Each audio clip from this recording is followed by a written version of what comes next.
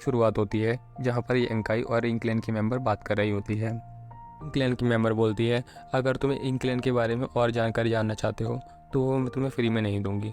उसके बदले तुम्हें मुझसे कुछ एक्सचेंज करना होगा कि हम में से किसी का नुकसान ना हो। इस पर यंकाई बोलता है, तुम्हें क्या चाहिए बताओ। मुझे तुम्हारी दुनिया के बारे में जानकारी चाहिए। मैं यहाँ पर हज़ारों सालों से कैद हूँ और मुझे बाहर की दुनिया के बारे में बिल्कुल भी कुछ नहीं पता। यंकाई कहता है, तुमने कई सारे लोगों को एक डिसेबल में ट्रांसफॉर्म किया था, क्या उन्होंने तुम्हें कोई जानकारी नहीं दी? और वो कहती है, हालांकि हमारी इंक्लैन की फोर्स सबसे ज़्यादा ताकतवर है, मगर वो हमें इस तरह की जानकारी उपलब्ध नहीं करा सकती। इस पर यंकाई बताता है, हमारी दुनिया को 3000 वर्ल्ड बोलते हैं और ये अनंत दूरी तक फैला हुआ है। यहाँ अनंत छोटे बड़े सेक्ट हैं, मगर सबसे ज़्यादा सम्मान 36 केव हेवन और 72 पैराडाइज को है। और इन 108 सेक्टों के पास अनंत ताकतवर मास्टर है। कई को पता होता है कि जो इन्फॉर्मेशन उसने दी है वो सिर्फ नॉर्मल इन्फॉर्मेशन है, उससे कोई भी ज़्यादा जानकारी नहीं जाएगी उसके पास। इस पर इंक्लैन की मेंबर बोलती है, इन्होंने थोड़ी सी ताकत क्या हासिल कर ली, अपने आप में इन्हें बहुत कमेंट हो गया है। कहता है, ये लोग इस जगह के शासक हैं और इन्हीं की जिम्मेदारी है इस जगह को बचाना। इन्हीं की वजह से इस दुनिया में शांति और समृद्धि है। इस पर वो कहती है, तुम लोग बस कुएं के मेंढक हो, तुम लोग कुछ नहीं जानते। इस पर यंकाई कहता है, तुम्हारा कहने का मतलब क्या है? बताती है, ये सारी जगह पहले हमारे इंक्लैन के मेंबर्स की थी और तुम लोग यहाँ पे सिर्फ जानवर और गुलामों की तरह पाले जाते थे, और तुम लोगों ने हमसे सब कुछ छीन लिया और हमें दुनिया के एक कोने में ढकेल दिया। तुम लोग ऊपर से तो शरीफ बनते हो, मगर अंदर से तुम बहुत ही कमीने हो।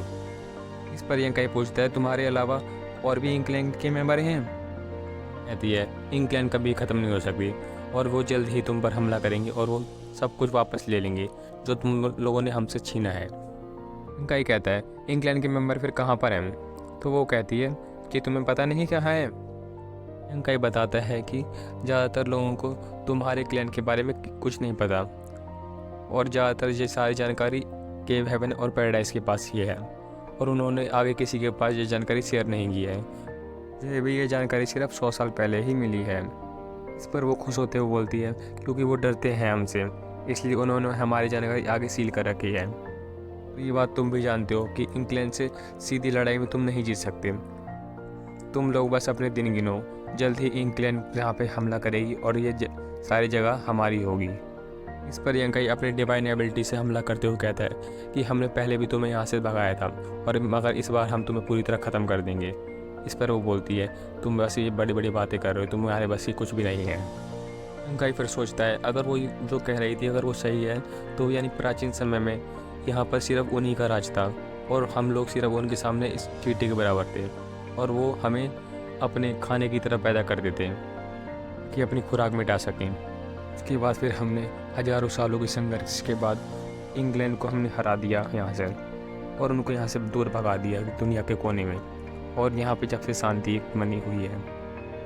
यंकाई को अब 10 साल का समय बीत चुका है केज के अंदर इंग्लैंड के मेंबर के साथ। उनके बीच की रिलेशनशिप बहुत ही ज़्यादा स्ट्रेंज है। वो कभी एक दूसरे के साथ बहुत ज़्यादा पुराने दोस्त की तरह बातें करते हैं और कभी कभी एक दूसरे के साथ बिल्कुल जाने दुश्मन बन जाते हैं और वो एक दूसरे को बहुत ज़्यादा घायल कर देते हैं और जब दोबारा घायल हो जाते हैं फिर दोबारा बातें करते हैं और उनके बीच में यही सिलसिला जब से चल रहा है लगातार। ये हेवन और पैराडाइज के लोगों को यंकाई को अभी भी अंदर से बाहर निकालना है।